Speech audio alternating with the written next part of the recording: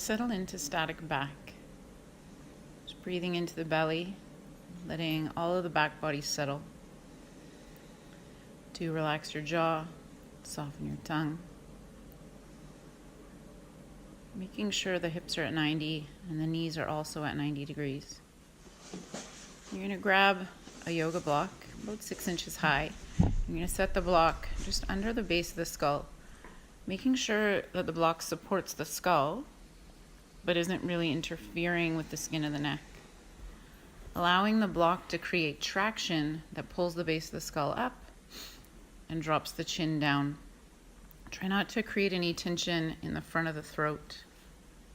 And again, just breathe easy. In through the nose, out through the nose. Just observing the rise and the fall of the belly.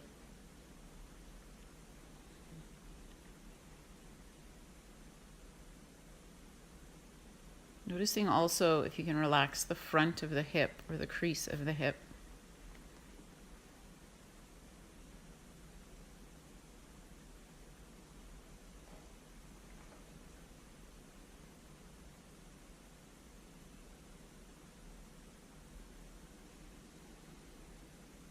Now removing the block, set the block aside.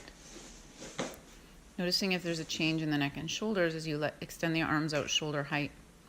The arms out shoulder height, just turning the palms to face up and then face down. You do that 10 times.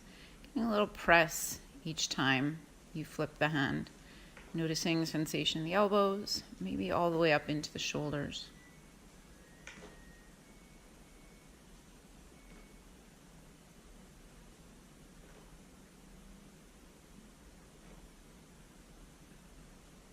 You're going to bend your elbows to 90 degrees. Bring the arms back into goal post and then down on either side of the waist.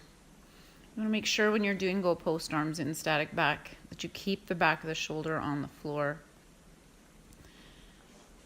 Noticing also that you're keeping the elbows at 90 degrees. You're not letting the hands get closer to the head or wider away from the body on the down movement.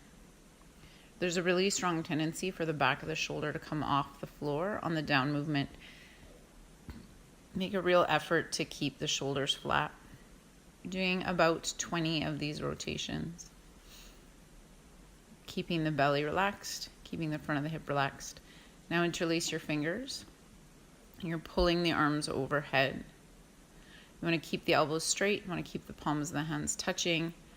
You'll notice a little bit as my arms go back overhead, my ribs go with my arms. We're trying to keep the ribs down during the pullovers. Again, same thing, relaxed belly, relaxed hip flexors. The goal isn't to get the thumbs to the floor. We're just looking at whatever kind of shoulder range of motion you have right now with straight elbows. After doing 10, you're going to switch the interlace of your fingers. So the opposite thumb is on top, but the palms of the hands are still touching.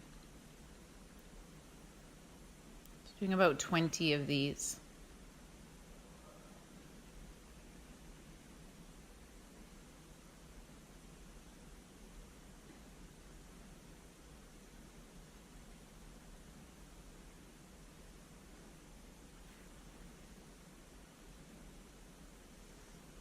Let your arms relax to the floor. Kind of let that go for a moment. Notice. You're going to take that block again and set it between your knees. Again on about the 6-inch side. You're going to squeeze the block and relax. Squeeze the block and relax. As you squeeze and release, you can watch that the belly stays soft, that your hip flexors stay soft. Jaws relaxed, forehead smooth.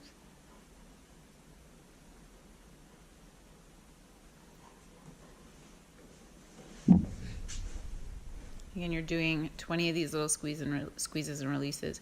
You can do as many as 60.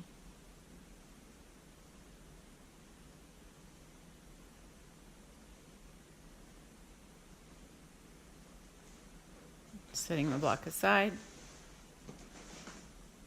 Just pausing.